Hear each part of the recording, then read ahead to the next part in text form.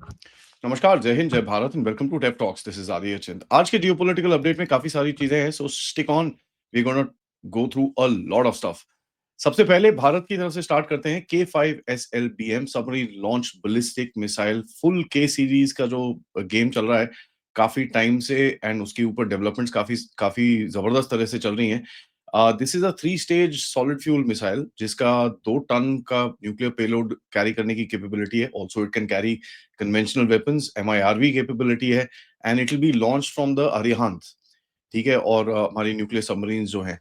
Now के series बड़ी interesting है। हमारी जो रॉकेट्स हैं, मिसाइल्स हैं, these are very interesting. K15 Sagarika से स्टार्ट हुआ था, जो 750 से 1500 किलोमीटर की रेंज थी। अभी इन सर्विस है। उसके बाद थोड़े टाइम पहले when India shook the world with the K4, जिसकी 3500 से 4000 किलोमीटर तक रेंज थी, जो INS अरिगात से फायर हुई थी। And as a matter fact इसके ऊपर चाइना में काफी जबरदस्त रिएक्शंस आए थे। बिकॉज एक चीज याद करिएगा, ये सबमरीन लॉन्च बैलिस्टिक मिसाइल्स आपकी एक सेकंड स्ट्राइक कैपेबिलिटी है, राइट? इसके अंदर आप अपनी सबमरीन्स के अंदर, and submarines can go anywhere. इनको डिटेक्ट करना बड़ा डिफिकल्ट होता है। हमारी nuclear submarines can basically be off the coast of China in times of need, and वहां वहां से ये फायर कर सकते हैं। तो Chinese are pretty worried about this, जिसके बारे में उन्होंने काफी हल्ला गुल्ला भी किया था कि भाई आप रीजनल बैलेंस को टेढ़ा मेढ़ा कर रहे हो, ये कर रहे हो, वो कर रहे हो।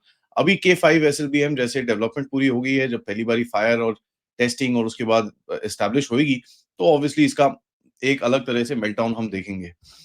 फ्यूचर प्लान इसके अंदर है कि भाई K6 SLBM भी करेंगे, which is gonna be basically intercontinental ballistic missile. Range 8000 से 12000 किलोमीटर की तरफ बोल रहे हैं, and it is under development right now.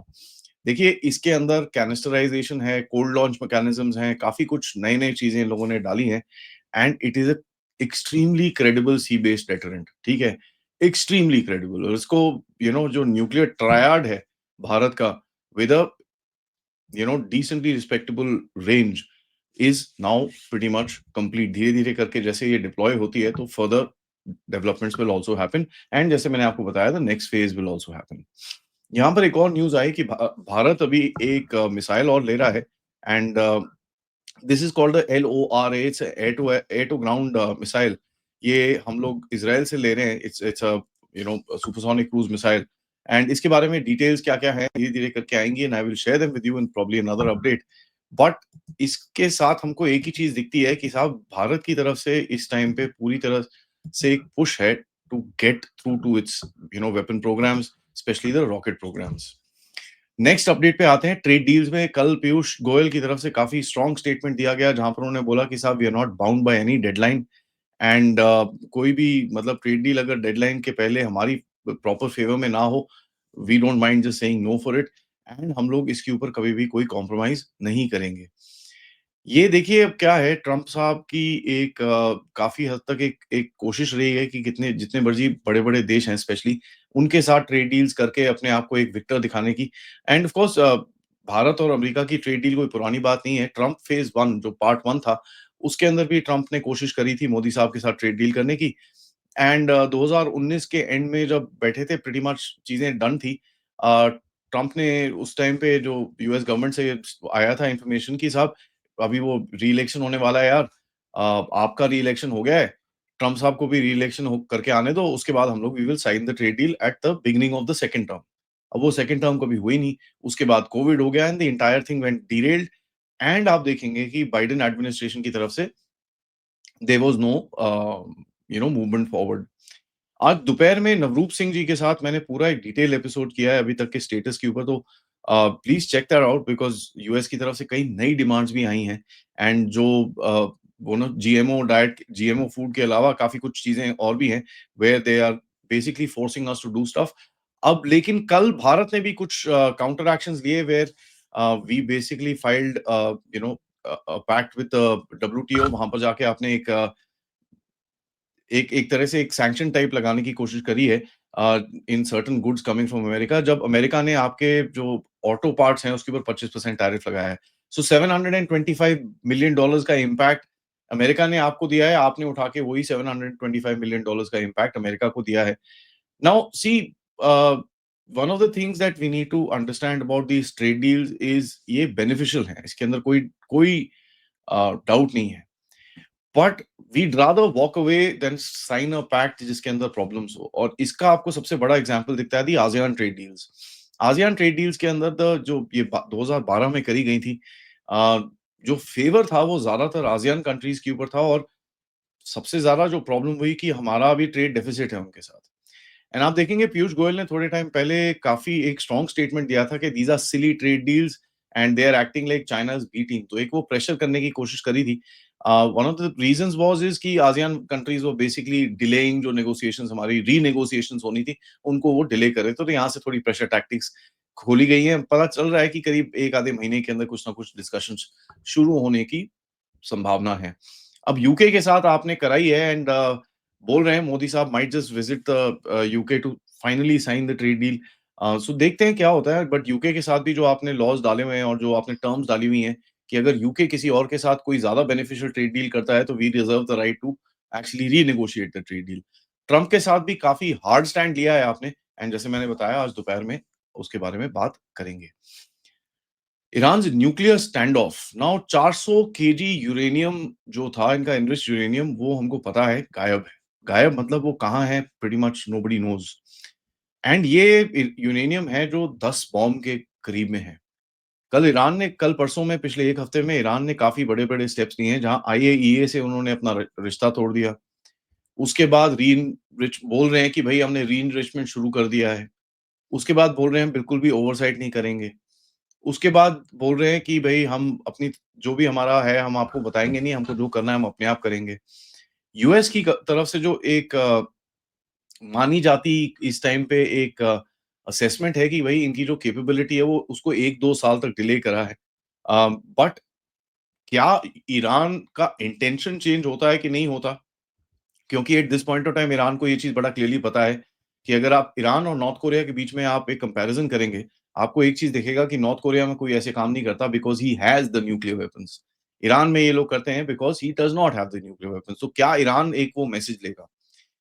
Now देखिए, जो डिट्रैक्टर्स हैं, जो ये चीज़ मानते नहीं है कि Iran wanted to go nuclear, मैं एक ही सवाल उनसे पूछूँगा कि यार 60% एनरिच करने का आपका क्या what what is the you know uh, आपको क्या यूज़ है उसका? If you don't want a bomb, जैसे आप बोलते हो भैया हमारे तो फतवा है, ये है, वो है। Fantastic, great, then why are you enriching 400 KGs of 60% enriching 60% enriched uranium? आप क्यों कर रहे हो वो चीज़? अगर आपका कोई पर्पस नहीं है उसके अंदर बॉम्ब बनाने का, I mean you are coming to 60 और 60 से 90 करना इज़ नॉट दैट डिफिकल्ट। तो अगर आप 60 तक लेके आ रहे हो तो obviously you are looking at some sort of a weapon grade stuff. तो ये इनकी इरानियंस की एक हिपोक्रेसी है, वेयर दे से नहीं, नहीं, नहीं हमारा पीसफुल है, बट हम 60, 70, 80, 90 जो भी करना है हम करेंगे। Well it doesn't work like that, you know, if they want to up इनको पता होना चाहिए कि the kind of messaging that it's actually sending across. But you know, एक इट्स अ पेरिलियस पीस। बैठे हुए हैं ईरान में भी अभी पटाखे बजते रहते हैं, ईरान रोता रहता है कि भाई हमारे देखो ड्रोन स्ट्राइक्स हो रही हैं, ये हो रहा है, वो हो रहा है, हमारे लोगों को मारा जा रहा है। That whole thing is happening. Apart from that वो अपने आप को रीआर्म कर रहा है, ये चीज हमको पता है। सो या एक टेम्पररी फेज है, अब देखते हैं इसके अंदर आगे, बिकॉज डिप्लोमेसी के बारे में अगर आप बात करें कि दोनों तरफ से अमेरिका, इसराइल तो वैसे भी बात नहीं करेगा, बट अमेरिका और ईरान के बीच में इस टाइम पे कोई कॉन्वर्सेशन नहीं है। Let's go to the next news, जिसके अंदर मैं आपको बताऊं दैट इंडिया का एक record 702.8 billion dollars is the forex reserves. This is one of the highest levels in 9 months, बहुत टाइम के बाद। एंड इसके अंदर अगर आप देखेंगे फॉरेन करेंसी जो total dollar plus other other things are there, 616 billion dollars का पूरा है। एंड उसके बाद गोल्ड करीब करीब 65 या 66 बिलियन डॉलर्स तक है। And then other things, IMF tranches and this and that, काफी काफी और चीजें हैं, जिसका टोटल आपका आता है is about 702 billion dollars. Now this is huge. ठीक है, एक चीज भारत को बड़े क्लियरली यू नो आनी चाहिए कि हमको बड़ा क्लियरली हमारे दिमाग में आनी चाहिए कि भाई 1 ट्रिलियन डॉलर का रिजर्व और 5 ट्रिलियन या 60 ट्रिलियन डॉलर की आपकी इकोनॉमी हो, उसके बाद the world will start treating you differently because you come crossed a certain threshold. ठीक है, वो थ्रेशोल्ड क्रॉस करने के बाद क्या होता है कि it it becomes a very different perspective, दुनिया आपको अलग तरह से देखती है। And you know the game pretty much changes. Now यहाँ पर मैं आपको कॉशन करूं, some figures will say 704 billion dollars, 702, 704 fair enough, $2 billion बहुत ज़्यादा होता है। But there are 2 figures which are jumping around the place. मैंने काउंट नहीं करा तो मैं आपको बता नहीं सकता। I will just report both of them. But one of the things that we must understand कि ये चीज़ अगर आप देखेंगे थोड़ा-सा जो रूपी का मैंने आपको बताया था, it is week right now, but it is kind of stable. And bank of international settlements और बैंक ऑफ अमेरिका की तरफ से जो स्टेटमेंट्स आए थे थोड़े टाइम के बाद कि भई इंटरनेशनली अभी प्रॉब्लम होने वाली है। बैंक ऑफ अमेरिका ने बोला है कि रुपी के अंदर फिर भी इंटरनेशनल कॉन्फिडेंस अभी भी बना हुआ है। एंड ब्लूमबर्ग की तरफ से अगर आप देखें तो बोल रहे हैं कि भई फोर्टिफाइड रुपी डिफेंस, एंड बोलते हैं कि भई it's a strong buffer for a strong growing economy like India. तो चलिए ब्लूमबर्ग ने कम से कम एक सच्चाई तो बोल दी, which is very, very interesting. देखिए मैक्रो इकोनॉमिक स्टेबिलिटी की तरफ ये एक बहुत क्लियरली पॉइंट करता है। It supports the rupee, it supports investor confidence, और आपको पता ही है इसके अंदर काफ़ी काम होना है। एंड रिसेंटली प्रधानमंत्री जी ने कुछ एक एक चीज़ लिखी थी about GST, ease of doing business. उसके ऊपर एक फॉरेन सीईओ ने एक कमेंट किया था कि भाई we have to put a lot more paper work, तो इसको जरा ईज़ी करिए। So we have a long way to go, but this is a bloody bloody good news. Let's go to the next one, जिसमें हम बात करेंगे कि भई रशिया ने कल तालिबान को रिकॉग्नाइज़ कर लिया।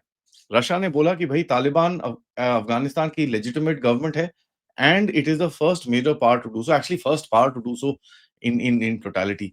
अब देखिए तालिबान एक बड़ी इंटरेस्टिंग सिचुएशन में है where they are talking to everyone, they are dealing with everyone, सबके साथ ट्रेड भी चल रहा है इनका, कोऑपरेशन भी चल रही है, एड भी आता है, डिप्लोमैटिक विजिट्स भी होती हैं। अ, हमारे में देखें तो जयशंकर जी ने भी ऑलरेडी ओपनली बात करी है ड्यूरिंग सिंदूर, तो हमारा भी कुछ आगे चल रहा है इसमें। So Taliban is in a very sweet spot at at this point of time. अगर आप देखते हैं कि उनके पास अ, लेजिटिमेसी के हिसाब में nobody is questioning their legitimacy apart from people in Pakistan and some fools in the CIA. देखिए, व्हाटएवर यू से कि भई तालिबान ठीक नहीं है, ये नहीं है, वो नहीं है, I mean who are you to जज? जब आपके क गवर्नमेंट को बाहर की दुनिया आके यही चीज़ बोलती है, आपके देश के बारे में, you don't like it, so fair enough if that's what it is and it's actually created a certain amount of stability in Taliban in Afghanistan, then chalega. Let's see how it goes. I am not saying I am a big supporter of Taliban or I am a big detractor of Taliban. I am neither, but मेरे हिसाब से बड़ा clear है कि if there is a certain stability that Afghanistan में आती है, then fair enough, let the Taliban be there because these are men of the world यार, ये वो पुराने कच्चा छाप तालिबान नहीं है। These are men of the world, इन लोगों ने दुनिया देखी है, 5 स्टार होटल्स में रहे हैं, they have met international diplomats, they know how the game works and funnily speaking, मैं आपको यहाँ पर बोलूँ कि इनकी diplomacy is more sophisticated than actually Pakistan. ठीक है? एंड रशिया का रिकॉग्निशन, चाइना उनके साथ काफ़ी काम कर रहा है, भारत काम कर रहा है, लीव द जियोपॉलिटिक्स अवे। अब ये चीज़ आपको दिखेगी एंड पाकिस्तान के तो भैया हाई लेवल पे डिस्कशंस चलते रहते हैं इनके ऊपर because they are fighting on another point. Pretty much the reason does recognise Taliban, ठीक है? नाउ तालिबान की गवर्नमेंट की तरफ से आप ये देखें चाबहार के अंदर $35 मिलियन भी डाले गए थे in the INSTC. So there is that balance as well. This recognition opens the door for cooperation in energy, trade, counter terrorism and Russia का एक बहुत बड़ा इंटरेस्ट रहेगा इन काउंटर टेररिज्म, क्योंकि जो पाकिस्तान बेस्ड आईएसकेपी के अटैक्स रशिया में हुए हैं, Russia is also trying to get inside Pakistan, वो कुछ एक डील डूल करके घुसने की कोशिश कर रहा है वहां पर, so that he can protect himself. And देखिए एक हमेशा याद करिएगा जो एससीओ का प्लेटफॉर्म है उसके हिसाब से Russia will have to do certain deals with Pakistan and that's how the ball bounces around the world. उसके अंदर आप कुछ डाउट नहीं कर सकते। आपको रशिया ये नहीं बोलता ना कि भाई आप मुझसे हथियार लेते हो अमेरिका से मत लो, and America and Russia are जान के दुश्मन। सो जियोपॉलिटिक्स इज वियर्ड, ये चीजें बैलेंस में रहती हैं and countries still do what they have to do to safeguard themselves and to do what they have to do आगे जाके। रशियन फॉरेन मिनिस्टर के बारे में जो आया था कि भाई बड़ा प्रैग्मेटिक सा स्टेट मूव है एंड हम इसको पूरी तरह से बैक करते हैं, and obviously EU and America की तरफ से ओ जी कंसर्निंग ये वो एंड ऑल दैट। जस्ट यहाँ पर भैया ह्यूमन राइट्स नहीं, अब अपने कंट्री में देख लो ह्यूमन राइट्स कहाँ चल रहे हैं। सो इट्स ऑल बम्प, अब ठीक है, फेयर इनफ, वुमेन्स राइट्स ये वो आप अपनी कंट्रीज में देख लो यार। Let's please look inward before we start pointing fingers at others. Turkey को एक कल न्यूज़ जो दिखी होगी that pretty much would have shocked him because you know देखते हैं, अब देखिए भारत भी कुछ चीज़ें उल्टे-उल्टे करता रहता है। अब ग्रीस को आपने बोला है कि भई we will give you long range cruise missiles. उसकी काफ़ी सारी प्रलय भी है, काफ़ी अदर चीज़ें हैं जो आप इनको दे सकते हो।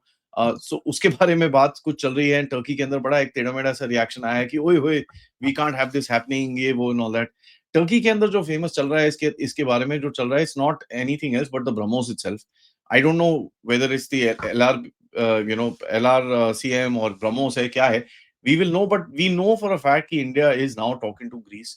India has given quite a lot of weapon systems to Armenia, जो एक टर्की के अगेंस्ट में और अज़रबैजान के अगेंस्ट में बैठता है। ग्रीस को हमने काफ़ी सारी चीज़ें दी हैं। मोदी साहब went to Cyprus right now and came.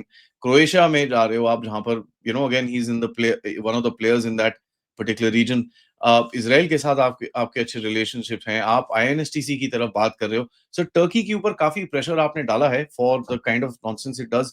Turkey की तरफ से अभी थोड़ा काउंटर प्रेशर करने की कोशिश कर रहे हैं कि हम बांग्लादेश को ड्रोन्स भेजेंगे। आप please send, no problem. It is perfectly alright. We don't mind actually आप यहाँ भेजिए ताकि हमारे लोगों को कुछ टारगेट प्रैक्टिस भी मिलनी चाहिए। But BrahMos is a strategic weapon and अगर आप देखेंगे ग्रीस के पास ये आता है, it is basically an area denial posture. ठीक है? व्हिच ग्रीस का जो एरिया डिनायल पोस्चर रहेगा उस ईस्टर्न मेडिटेरेनियन रीजन के अंदर that will actually go up multifold. And देखिए अंकारा की तरफ से जो टर्की की तरफ से बोला गया कि नहीं, नहीं, नहीं ये रीजनल बैलेंस बड़ा सेफगार्ड करके रखना चाहिए, ऐसी चीज़ें बिल्कुल नहीं होनी चाहिए। We can not be the other countries can not be interfering in this region and this and that काफ़ी सारी उसने बड़ी चीज़ें बोली हैं। बट लास्ट वीक हमने अ, ये भी देखा कि हमारे एयर चीफ भी वहाँ पर थे and there are talks between India and Greece for various different things वहाँ उसके अंदर मिराज की कुछ बातें हैं। There are talks of joint exercises जो ऑलरेडी चल रही हैं हेलेनिक एयरफोर्स के साथ and of course weapons exports. देखिए भारत अपने आप को एक डिफेंस एक्सपोर्टर की तरफ लेके जाना चाहता है, रीइंफोर्सिंग अपनी टाइज करेगा नेटो कंट्रीज के साथ। He we want to get inside NATO countries and start selling them. Get inside मतलब हमको मेंबर नहीं बन रहा, हमको हथियार बेचने हैं अपने। ठीक है? And France is interested at this time. Israel जो okay fine you can't call it a NATO member but you know what ठीक है, सबको समझ में आता है। ग्रीस में कहीं पे कुछ चले जाए, so these are countries that you should be able to breach. Croatia में कुछ चले जाए। अब वेयर आपका नेटो के अंदर आप सप्लाई चेन्स अगर बना सकें, तो आपकी डिफेंस इंडस्ट्री के लिए बहुत बहुत अच्छा रहेगा because you know them NATO का जो गल्ला है इस टाइम पे पूरी तरह से खाली है। नाउ इंटरेस्टिंगली यहाँ पर हमको पता है कि भाई India already supplies artillery ammunition and quite a lot of things. But Greek press की तरफ से काफ़ी जुबिलिएशन आया है कि भाई BrahMos will be a game changer. हम ब्रह्मोस के साथ ये वो तो थोड़ा मसल बेंडिंग वो वहां पर भी कर रहे हैं and I think Turkey is feeling a little bit of a pinch because of that. So that's all from now but मैं आपसे कुछ इस बारी सवाल पूछूंगा। So this is how this thing will go and tell me if you like this. मैं आपसे कुछ सवाल पूछूंगा which I would like you guys to answer in the comment section.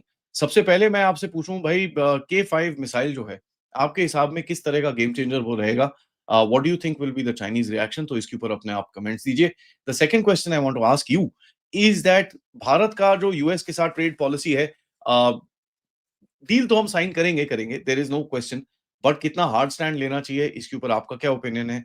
Please write it down and जरा मुझे बताइए कि आपका टर्की के लिए क्या ख्याल है once the talks of BrahMos pretty much to Greece is going across. Video को लाइक करिए, सब्सक्राइब करिए चैनल को and share this with your friends and families and आप लोग इस चैनल की तरफ कंट्रीब्यूट कर सकते हैं। QR code, PayPal, super sticker, super chats. I shall catch you up मैंने जैसे बोला दोपहर में नवरूप सिंह जी के साथ we will talk about India US trade deal in a little more detail. तब तक नमस्कार, जय हिंद, जय भारत।